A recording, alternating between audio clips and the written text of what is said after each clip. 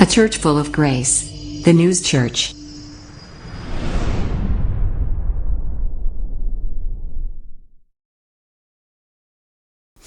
네, 할렐루야. 바로 어제 그제까지만 해도 추석 때인데 한참 더웠는데 오늘 주일이 되고 나니까 참 바람이 살랑살랑 불면서 너무 시원한 바람이었어요. 여러분 오랜 동안 더위 무더위를 겪다가 이 바람이 너무너무 감사하지 않습니까? 예, 주님께서 주시는 그러한 시원한 바람, 네, 이 자연의 은혜조차도 주님께 감사하는 오늘 예배가 되고 귀한 말씀으로 은혜 받는 저와 여러분들에게 축복합니다. 자, 여러분 우리는 오늘 축복과 변화의 길이라는 주제로 말씀을 나누고자 합니다. 레위기 26장은요. 하나님께서 우리에게 주시는 축복과 또 우리가 만약 그 길을 벗어날 때 겪게 되는 경고를 담고 있습니다. 이 말씀을 들을 때 우리는 과연 어떤 축복을 누리고 있는지, 그리고 그 축복을 지키기 위해 어떤 변화가 필요한지를 함께 생각해 봐야 합니다. 여러분의 삶 속에서도 작은 선택들이 큰 결과를 만들어낸 경험이 있지 않습니까? 하나님은 우리에게 선택의 자유를 주셨고 그 선택에 따라 우리의 삶이 어떻게 변화할 수 있는지 보여주십니다. 오늘 이 시간 여러분의 마음을 열고 하나님이 주시는 말씀에 귀 기울여 주시길 바랍니다. 우리가 이 말씀을 통해 정말 어떤 축복을 누릴 수 있는지, 그리고 변화가 어떻게 이루어질 수 있는지 함께 나누기를 소망합니다. 하나님의 은혜가 우리 가운데 충만히 임하길 기도합니다. 자, 우리 이제 본문을 한번 보실까요? 레위기, 우리가 이 본문에서 3절에서 5절 말씀까지 보면요. 여기에서 보면 철 따라 비를 주리니, 우리 한번 본문을 한번 읽어보겠습니다. 3절에서 5절. 금방 목사님과 함께 봉독을 했음에도 불구하고 이 말씀은 저도 준비하면서 몇 번을 읽어봤어요. 그래도 읽으면 읽을수록 너무너무 좋고 하나님의 은혜가 읽으면 읽을수록 더 많이 쌓이는 것 같고, 그래서 하나님의 축복과 은혜가, 은총이 이렇게 쌓여지는 그러한 감사함과 충만함을 느꼈습니다. 우리가 시간이 좀 부족할지라도 한번 읽어보겠습니다. 3절에서 5절 말씀을 받기 원합니다. 함께 시작. 너희가 내 규례와 계명을 준행하면 내가 너희에게 철 따라 비를 주리니 땅은 그 산물을 내고 밭의 나무는 열매를 맺으리라. 너희의 타작은 포도 딸 때까지 미치며 너희의 포도 따는 것은 파종할 때까지 미치리니 너희가 음식을 배불리 먹고 너희의 땅에 안전하게 거주하리라. 아멘. 예. 하나님은 우리의 순종에 따라 풍요와 평화를 약속하십니다. 자, 철 따라 비를 준다는 것은 철은 하나님께서 정해주신 그러한 시간과 기한이잖아요. 그러니까 카이로스의 때 주님께서 알아서 다 이렇게 은혜비를, 단비를 내려주신다는 거예요. 그러므로 말미암아 산물을 내고 열매를 맺게 되는 거죠. 그래서 우리가 우리 주님께서 주신 모든 이 음식을 통하여, 모든 산물을 통하여 배불리 먹고, 우리 배불리 먹는 거 너무 좋아하잖아요. 그렇죠? 그러면서도 배불리 먹고 안전하게 거주한다고 하나님 약속해 주셨습니다. 우리가 하나님의 명령을 지킬 때 그분은 우리의 삶을 정말로 풍요롭고 안정되게 인도하신다는 그런 확신을 주시는 말로 주님, 여러분 저와 모두 믿으시기 바랍니다. 그래서 이 약속을 믿고 순종하는 삶을 살아가길 바랍니다. 자, 그 다음 8절까지 말씀을 보면요. 내가, 다 함께 시작. 내가 그 땅에 평화를 줄 것인즉 너희가 누울 때 너희를 두렵게 할 자가 없을 것이며 내가 사나운 짐승을 그 땅에서 제할 것이요 칼이 너희의 땅에 두루 행하지 아니할 것이며 너희의 원수들을 쫓으리니 그들이 너희 앞에서 칼에 엎드러질 것이라. 또 너희 다섯이 백을 쫓고 너희 백이 만을 쫓으리니 너희 대적들이 너희 앞에서 칼에 엎드러질 것이라. 아멘. 얼마나 힘을 주시는 말씀입니까? 용기가 나지 않습니까? 이렇게 하나님은 우리의 안전과 승리를 보장해 주신다는 거예요. 믿으십니까? 아멘. 자, 그분은 우리를 지키시고 두려움을 없애주며 적들에게 승리할 수 있는 힘을 주십니다. 이 약속은 하나님이 우리의 보호자이심을 강조하고 그분을 신뢰할 때 우리는 어떤 두려움에서도 자유로워질 수 있음을 보여주시는 말씀입니다. 그래서 마지막 13절까지 하나님께서 이 말씀을 통해 언약을 해주십니다. 그냥 언약을 해줄 게 지나가는 말이 아니라 확립할 수 있도록 확신을 주셔요. 우리 말씀을 읽어봅니다. 시작. 내가 너희를 돌보아 너희를 번성하게 하고 너희를 창대하게 할 것이며 내가 너희와 함께 한 내 언약을 이행하리라. 너희는 오래 두었던 묵은 곡식을 먹다가 새 곡식으로 말미암아 묵은 곡식을 치우게 될 것이며 내가 내 성막을 너희 중에 세우리니 내 마음이 너희를 싫어하지 아니할 것이며 나는 너희 중에 헤매며 너희의 하나님이 되고 너희는 내 백성이 될 것이라. 네, 여기까지입니다. 잠시. 여기까지는 정말로 하나님께서 너희가 내 규례와 계명을 준행하면 어떻게 복을 줄 것이라는 것을 12절 말씀까지 이렇게 주셨어요. 자, 제가 처음에 여러분께 말씀드린 대로 이 말씀을 읽으면 이것으로 내 것이 될 수 있다는 그 확신과 믿음이 생겨서 너무너무 기뻤습니다. 근데 우리가 여기서 잠시 주의할 점은요, 이 받는 축복에 초점을 맞추는 것이 아니라는 겁니다. 열매도 얻고 두려움도 없어지고 안전하게 거하고 모든 것을 다스릴 수 있는 이러한 권한이 내게 주어지고 하나님 주셨는데 이 주신 분이 바로 누구신가라는 것을 우리가 잊지 않길 바랍니다. 바로 여호와 하나님, 저와 여러분의 하나님이시며 우리 주 예수 그리스도의 이름으로 말미암아 주님께서 모든 것을 주시는 그 주시는 분이 하나님이심을 늘 기억하고 명심하며 우리 하나님께 항상 감사와 찬양 영광 드리기를 예수 그리스도의 이름으로 축원합니다. 그래서 하나님은 13절에 이렇게 우리에게 강조하시고 머릿속에 각인시켜 주시듯이 이렇게 말씀하셨어요. 자, 13절 마지막 시작. 나는 너희를 애굽 땅에서 인도해 내어 그들에게 종된 것을 면하게 한 너희의 하나님 여호와이니라. 내가 너희의 멍에의 빗장을 부수고 너희를 바로 서서 걷게 하였느니라. 아멘.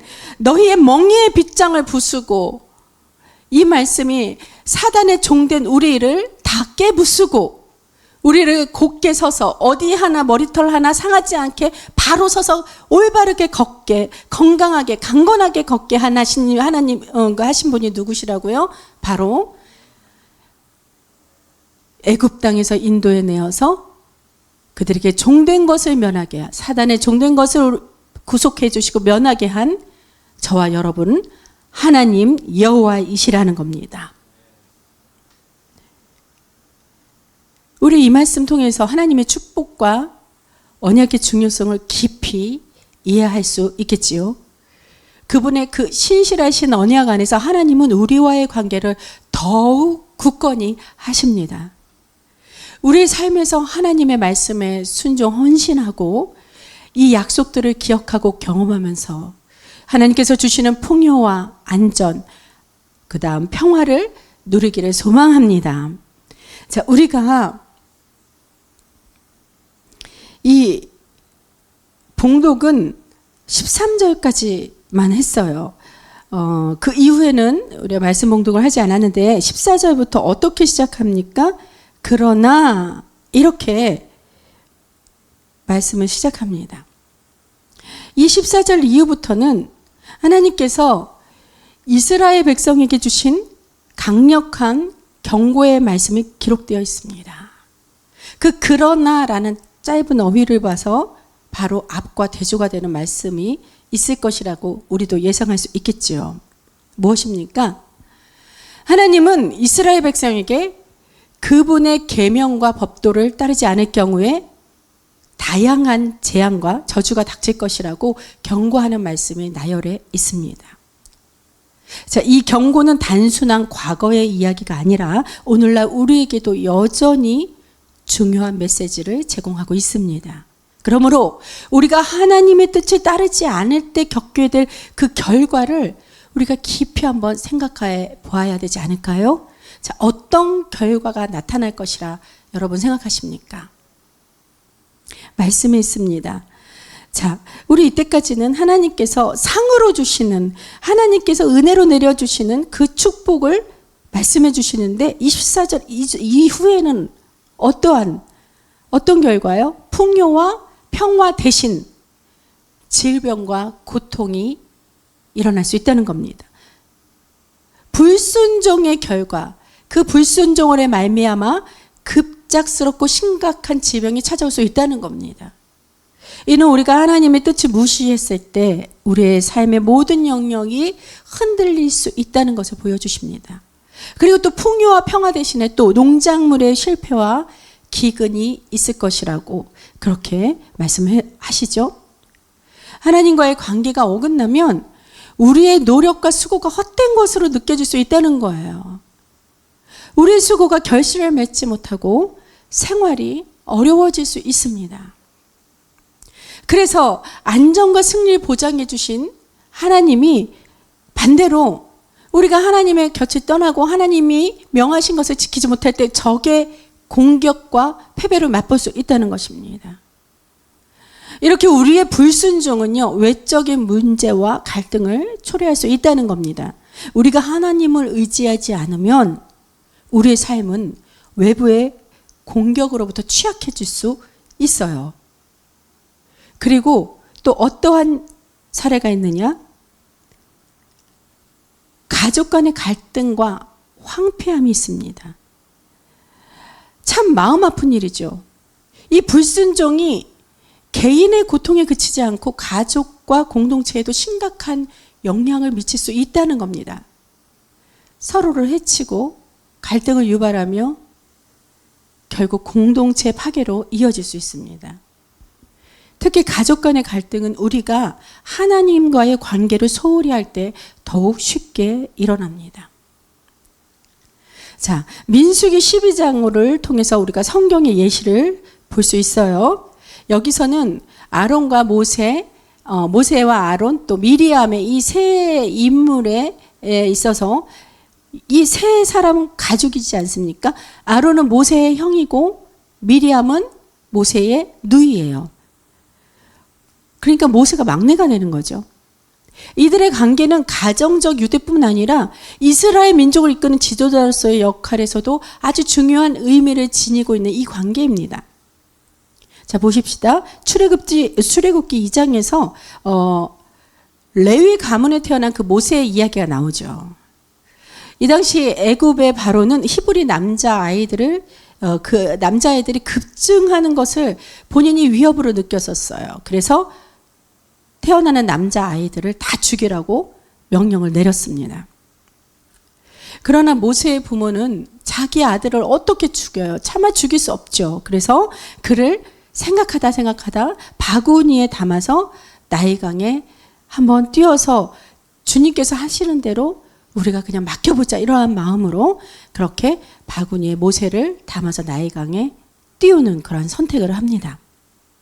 이때 누이 미리암이 동생이 어떻게 될지 마음 졸이면서 염려될 거 아니에요. 그래서 강물에 흘러 떠가는 그 바구니를 뒤에서 몰래 한번 따라가 봤어요. 그때 마침 바로의 딸이 그 강가에서 모세를 발견하고 딱 바구니를 열어보니 아기가 있잖아요. 쌩긋쌩긋 웃으면서 그가 또 모세가 잘생겼다고 그랬어요. 준수하고 사랑스러운 모습을 보고 모세를 안아서 걷어서 자신이 아들로 키우기로 결정을 합니다. 이때 미리암은 지혜롭게 바로의 공주에게 다가가서 이렇게 묻습니다. 그 출애굽기 2장 7절에 나오는 말 그대로 인용할게요. 제가 가서 히브리 여인 중 한 명을 불러 이 아이에게 젖을 먹이게 할까요?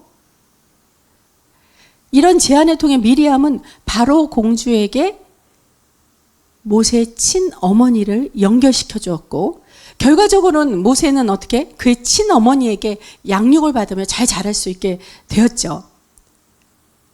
자, 이 일은 이처럼 미리암의 지혜와 용기로 모세에게 있어서 아주 중요한 역할을 했던 놀라운 일을 하나님께서 행하신 것입니다. 하나님께서 미리암을 이렇게 사용하셨다는 거예요. 그리고 출애굽기 15장에서는 이스라엘 백성이 홍해를 건넌 후에 미리암이 또 중요한 역할을 하게 되죠. 그녀는 여선지자로 불릴 만큼 이스라엘 여인들을 이끌어 찬양과 춤으로 하나님께 영광을 돌렸습니다. 미리암은 소고를 들고 찬양하면서 여인들도 그를 따라 노래하고 춤을 췄습니다. 악기를 들고 리드를 한다는 것은 하나님께 드릴 그 찬양을 더욱더 기쁨으로 그렇게 드릴 수 있는 수단이 될 수 있죠. 이 수단, 이 영향력을 미리암이 끼쳤다는 거예요. 자, 이는 미리암이 단순한 누이로서가 아닌 이스라엘의 영적 지도자로서 중요한 역할을 했다는 것을 보여주지 않습니까? 그녀는 공동체의 기쁨과 감사의 표현을 인도하며 하나님께 영광을 돌리는 그 중심 인물이었다는 것입니다. 그런데 모세와 아론, 미리암 사이에서 갈등이 일어납니다. 사건은 무엇이었냐? 모세가 이방인 구스 여인과 결혼한 것에 대해서 이 두 형제가 불만을 가진 것에서부터 시작이 되죠. 문제를 계기로 모세의 영적 권위에 두 형제는 그렇게 의문을 제기하고 있는 것입니다. 그들이 이렇게 말해요. 여호와께서 모세만 통해 말씀하셨냐? 우리도 통하여 말씀하시지 아니하셨느냐? 뭐예요? 하나님께서 너에게만 말씀했냐? 아론인 미리암인 우리에게도 하나님께서 말씀하셨어. 이게 무슨 말이에요? 자신들도 하나님으로부터 말씀을 받는 예언자라는 거예요. 그러면서 모세에게 따지듯이 그렇게 권위에 도전을 하는 것입니다. 이때 하나님은 이 미리암과 아론의 말을 들으시고 그들을 불러 즉시 회막 앞으로 나오게 하셨어요. 회막이라는 것은 하나님의 임재가 있는 곳이죠. 구약에서. 그래서 이 세 사람을 불러내신 것은 갈등을 해결을 위해 하나님이 직접 개입하시겠다는 그 사인이었습니다. 불러내셔서 하나님은 미리암과 아론에게 모세와의 독특한 그 역할과 권위를 그들에게 설명해 주셨어요. 그래서 민수기 12장 6절에서 8절 말씀 이렇게 하나님의 말씀이 기록되어 있습니다. 제가 한번 읽어볼게요. 하나님의 음성으로 한번 들어보십시오. 이르시되 내 말을 들으라. 너희 중에 선지자가 있으면 나 여호와가 환상으로 나를 그에게도 알리기도 하고 꿈으로 그와 말하기도 하거니와 내 종 모세와는 그렇지 아니하니 그는 내 온 집에 충성함이라. 그와는 내가 대면하여 명백히 말하고 은밀한 말로 하지 아니하며 그는 또 여호와의 형상을 보거늘 너희가 어찌하여 내 종 모세 비방하기를 두려워하지 아니하느냐? 이 말씀 하나님이 주신 것이에요. 하나님이 말씀하신 거예요. 다른 예언자들하고는 달리 하나님은 모세와 직접 얼굴을 맞대고 대화를 나누는 그러한 특별한 관계였다는 거예요.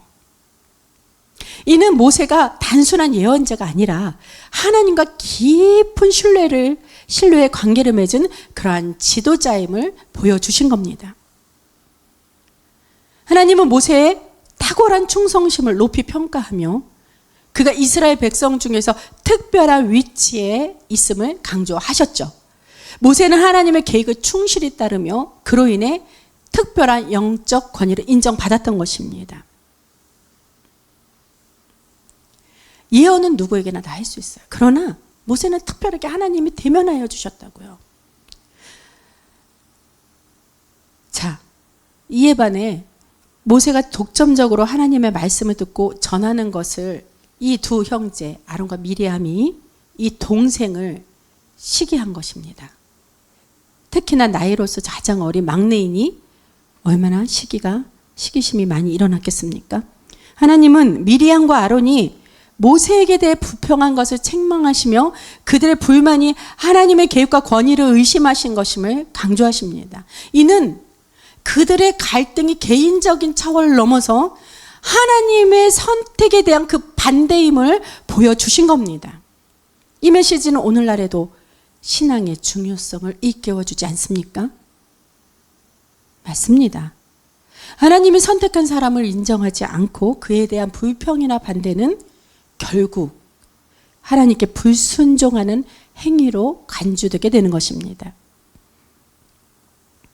그래서 그런 불순종의 결과로 미리암이 나병에 걸리게 돼요.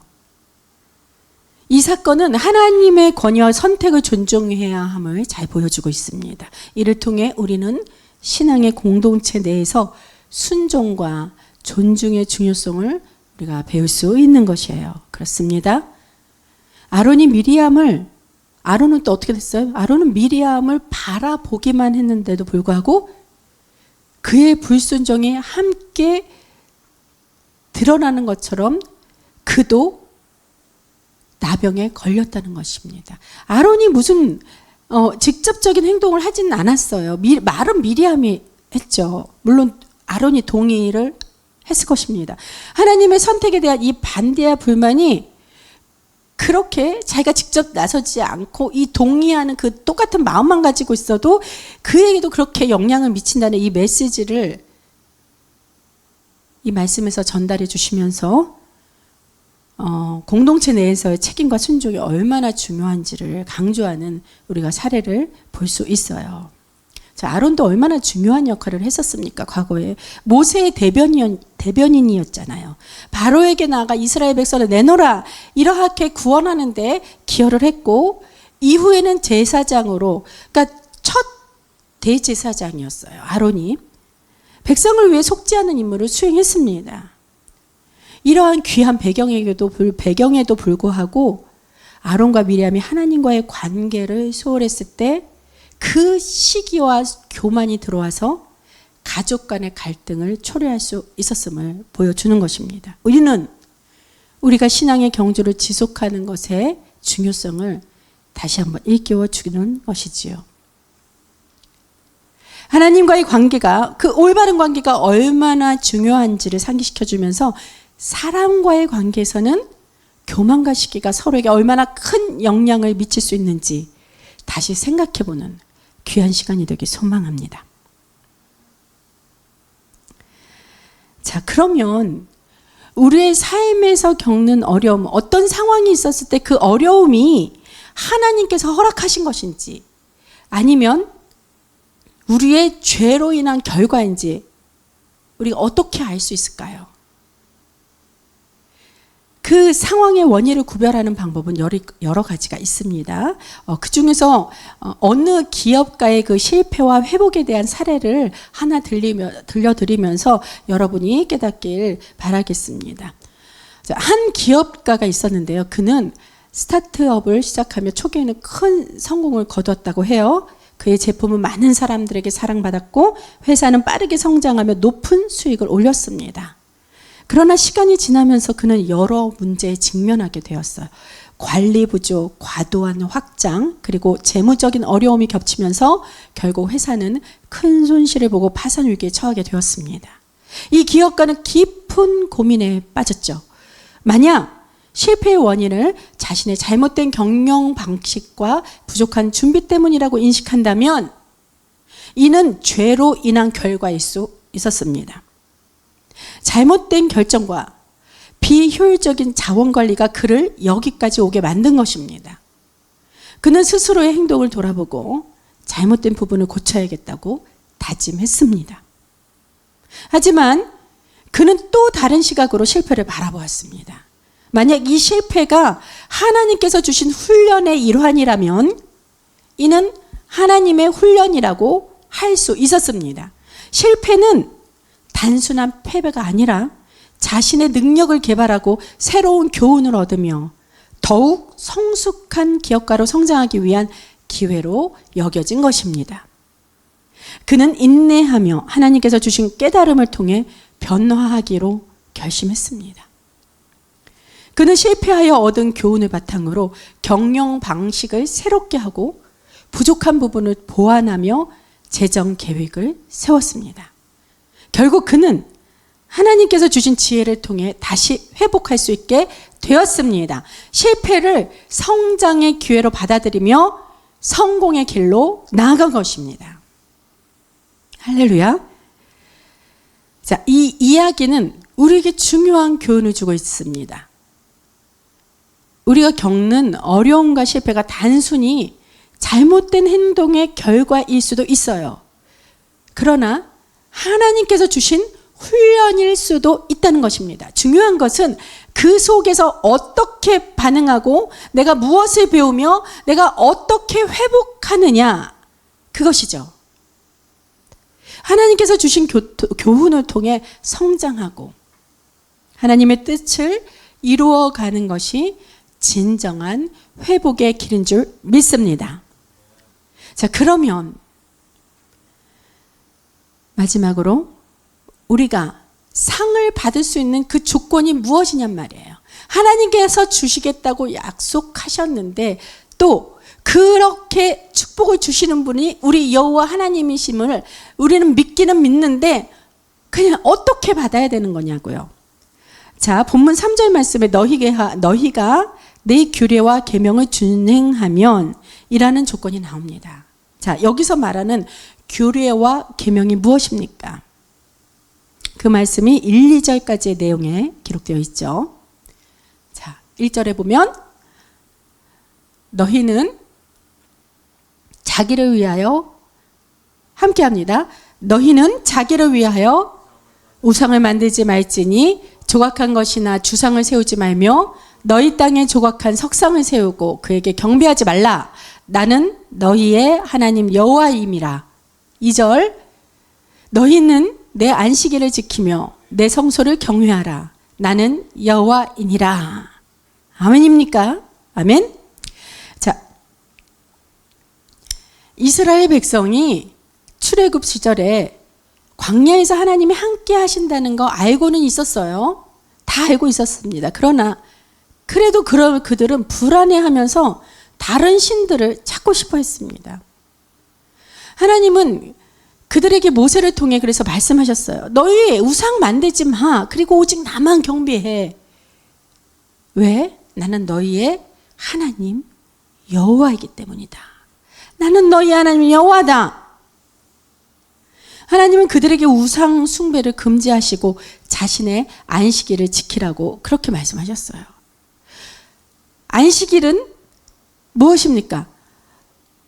어떤 날이에요? 하나님과의 그 관계를 깊게 하는 특별한 날이지 않습니까? 오늘 주일은 저와 하나님, 여러분과 하나님과의 관계를 돈독히 하는 아주 귀하고 특별한 날인 줄로 믿습니다.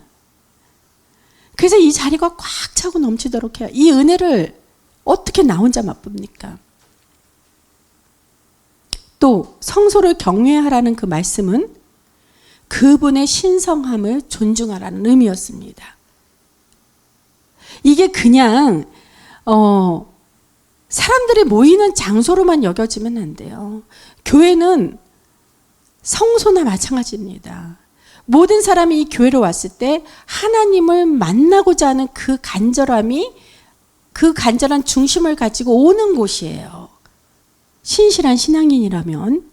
그렇기 때문에 이 성소가 거룩하고 그 다음 성소의 경외함을 인식하는, 그렇게 할 수 있도록 먼저 믿는 신앙인들이 세상 사람들을 이곳에 초대했을 때 그것을 행동으로, 몸으로 그렇게 말 한마디라도 거룩하게 이렇게 보여줘야 하는 것입니다.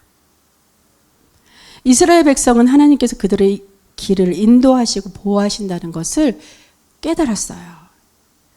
그들은 하나님의 축복을 받기 위해 하나님의 규례와 계명에 따라 살기로 결심도 했습니다.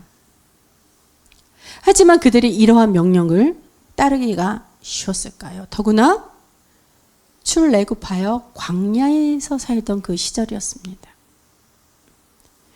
처음에 어렵게 느낄 수 있었어요. 그렇지만 사실은 그 명령들이 그들에게 진정한 평화와 기쁨을 가져다 주는 길이라는 걸 그들은 알았기에 순종의 길을 택한 것입니다. 하나님은 그들의 삶을 향한 계획을 가지고 계셨고 그 명령은 그들이 더 나은 삶을 살도록 돕기 위한 것입니다. 하나님이 고생시키려고 하시겠어요? 하나님이 축복을 받으려면 우리가 주 안에 거해야 되잖아요. 하나님 안에 거해야 되잖아요. 그렇게 하나님 안에 거하기 위해서는 하나님의 법도와 명령, 규례를 따라야만 하는 것입니다. 그 하나님의 거룩함 안에 있어야지 우리가 그 축복을 받을 수 있는 거잖아요. 우리가 물건을 사기 위해서는 물건이 주비하게 늘어져 있는 샵이나 백화점에 가야 되는 것처럼 결국 하나님을 따르는 것은 그들이 진정으로 원하는 삶을 살게 하는 그러한 축복의 열쇠가 되었던 것입니다. 자, 그런데 우리가 축복의 조건이 어려울 수 있다고 그렇게 느끼는 이유가 무엇일까요? 마음먹은 대로 온전히 순종하지 못했습니다. 정말 연약합니다. 그렇게 이스라엘 백성처럼 순종이 어려운 건, 어렵게 느껴지는 건 우리도 마찬가지일 거라는 거예요.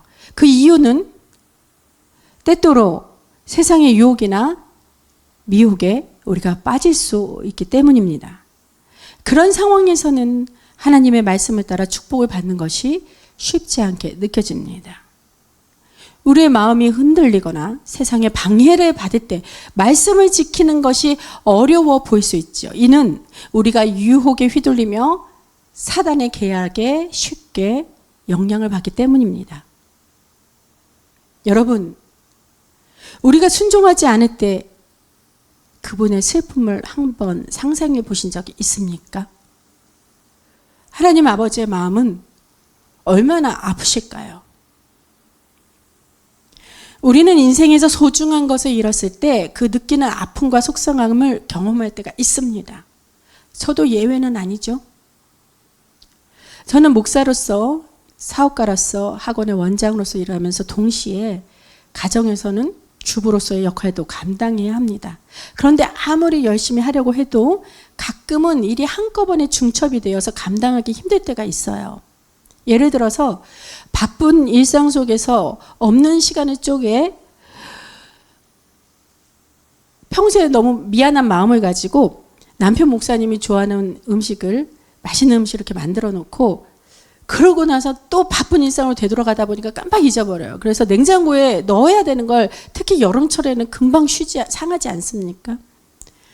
그랬을 때 나중에 또 그 음식을 찾아서 상을 차리려도 하다 보니 음식이 다 상해버린 거예요. 얼마나 속상한데요. 그 주부로서, 주방에 들어가는 그 주부로서 그 속상함은 다 마찬가지일 것이라고 저는 생각해요.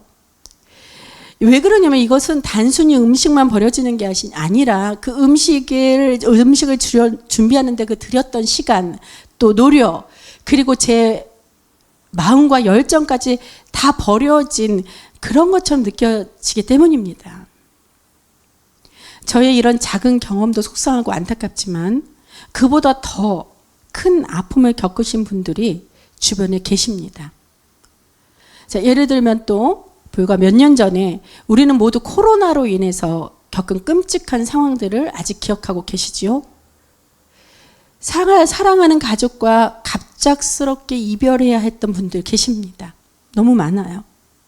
그리고 그 극심한 고통 속에서 장례조차 제대로 치르지 못한 채 사랑하는 이들을 떠나보내야 했던 분들, 얼굴 한 번 볼 수 없었던 상황이라 마지막 인사 한 번도 나눌 수 없었던 그분들의 마음을 생각해 보면요, 그 아픔이 얼마나 클지 감히 헤아릴 수 없을 것입니다. 하나님도 마찬가지입니다. 죄로 인해 우리가 하나님과 멀어진다면 하나님께서는 마치 우리를 잃어버린 것처럼 큰 아픔을 느끼실 것이라는 거예요. 하나님은 우리 한 사람을 소중하게 여기시며 우리가 그분의 품에서 벗어나는 것을 매우 슬퍼하십니다. 마치 부모가 자식을 잃었을 때 느끼는 그 깊은 아픔처럼 우리를 직접 지으신 하나님도 우리가 멀어질 때 아마도 부모의 마음보다 훨씬 더 아프실 것입니다.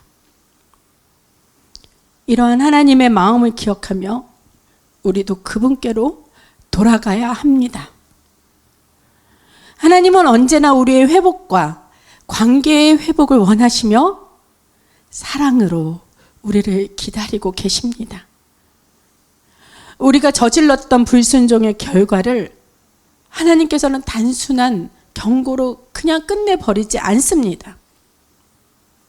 하나님은 우리가 회개할 때 자비와 은혜로 우리를 회복시켜 주시려고 깊은 사랑으로 우리가 돌아오시기를 원하십니다. 우리에게 자신의 죄를 인정하고 진심으로 회개할 것을 요청하는 줄 우리가 하나님의 마음을 헤아리실 진정 소망합니다. 그래서 진정한 회복을 하나님께서 우리에게 경험하시도록 그 기회를 주시는 거예요. 오직 예수 이름으로의 회개만이 다시 복의 길로, 축복의 길로 돌아올 수 있는 변화의 길인 줄로 믿습니다. 이스라엘 백성이 자신의 죄를 회개하고 하나님의 언약을 기억하며 돌아온다면 하나님은 다시 그들과 언약을 회복하고 자비를 베푸실 것이라고 약속하시고 오늘 레위기 26장 성경에 기록하셨어요.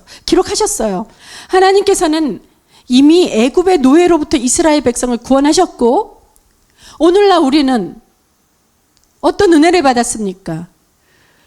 예수 그리스도의 보혈로 구속받은 하나님의 백성이 되었습니다. 우리가 예수의 이름만을 의지하고 믿음과 성령으로 충만하게 살아간다면 하나님의 축복을 받는 것은 훨씬 쉬워지는 일이라는 거예요. 예수님을 믿고 성령님의 인도를 받을 때 하나님의 축복은 자연스럽게 우리의 삶에 이렇게 임하게 됩니다. 믿음과 성령 충만함이 바로 축복의 문을 여는 열쇠인 줄로 믿습니다. 그러나 축복을 받는 변화의 과정에서 중요한 요소가 한 가지 있어요. 그것은 바로 겸손입니다. 우리는 자신의 계획이나 노력에만 의지하지 않고 하나님 뜻과 계획에 순종해야 하는 것입니다. 이것이 겸손입니다. 겸손하기 위해서 기도와 말씀에 집중하십시오. 그러면 성령의 음성이 들려질 것입니다. 성령 충만함 속에서 우리는 우리의 모든 것이 하나님의 것임을 깨닫게 됩니다. 내가 가진 열심과 능력도 다 하나님께서 주신 것임을 우리가 잊지 않고 감사하는 마음으로 하나님께 저와 여러분 내 자신을 온전히 맡길 때 진정한 겸손이 이루어지는 것이에요. 그 겸손한 마음이 바로 곧 축복의 삶으로 나아가는 길입니다. 하나님을 겸손하게 의지할 때 비로소 예수님이 우리의 삶을 주관하게 되시죠. 그분이 우리의 인생을 이끌어 주신다면 우리는 감사와 기쁨으로 가득한 승리의 삶을 살 수 있습니다. 이것이 바로 하나님께서 우리에게 원하시는 삶이에요. 저는 우리의 삶이 요즘 100세 시대라고 해서 100년의 기간을 인생으로 이렇게 기간을 정한다면 저는 인생의 반백년을 조금 살았습니다. 조금 넘게. 이제 남은 삶을 하나님의 뜻대로 살아가야겠다고 한 번 더 결단합니다. 사랑하는 여러분, 여러분도 지금까지의 삶을 돌아보시고 하나님께 자신을 맡기며 그분의 계획에 따라 살아가기로 결단하시길 진정 바랍니다. 예수님께 삶을 드릴 때 그 진정한 승리와 변화를 경험하게 될 것입니다. 여러분도 이 길을 따라 축복된 삶을 살기를 소망합니다. 축원합니다. 오늘 본문 마지막 구절 13절 아까 읽었죠. 우리가 한 번 더 경각하는 그 경각심으로 우리가 되새기기 위해서 이 말씀이 하나님의 음성으로 내 귀에 쩌렁쩌렁하게 들리듯이 그러한 심령으로 우리 함께 다시 한번 거듭 읽어보겠습니다. 자, 자, 13절 시작. 나는 너희를 애굽 땅에서 인도해내어 그들에게 종된 것을 면하게 한 너희의 하나님 여호와이니라. 내가 너희의 멍에의 빗장을 부수고 너희를 바로 서서 걷게 하였느니라. 아멘. 살아계셔서 말씀하신 하나님의 이 말씀을 우리가 마음속에 깊이 새기고 감사하며 여호와 하나님만을 섬기고 경배하는 삶을 살아갑시다. 우리의 영혼을 사단의 속박에 속박에서 구속해 주신 우리의 영혼을, 우리가 사단의 종된 영혼을 그 속박에서 구속해 주신 그 그리스도 예수님의 이름만을 높이고 찬양하면서 저와 여러분의 삶이 변화되기를 소망합니다. 오늘 본문에서 하나님께서 약속하신 축복의 말씀을 꼭 붙잡고 온 유대와 사마리아 그리고 땅끝까지 복음을 전파하며 하나님의 사랑으로 기다리시는 그 불쌍한 영혼들과 이 축복을 함께 나누는 삶을 살아가길 바랍니다. 고린도전서 10장 31절에서 이렇게 말씀하십니다. 그런즉 너희가 먹든지 마시든지 무엇을 하든지 다 하나님의 영광을 위하여 하라. 이런 삶으로 하나님의 상급과 면류관을 받는 저와 여러분의 축복의 여정이 되기를 그리스도 예수님 이름으로 간절히 축원합니다. 기도하시겠습니다.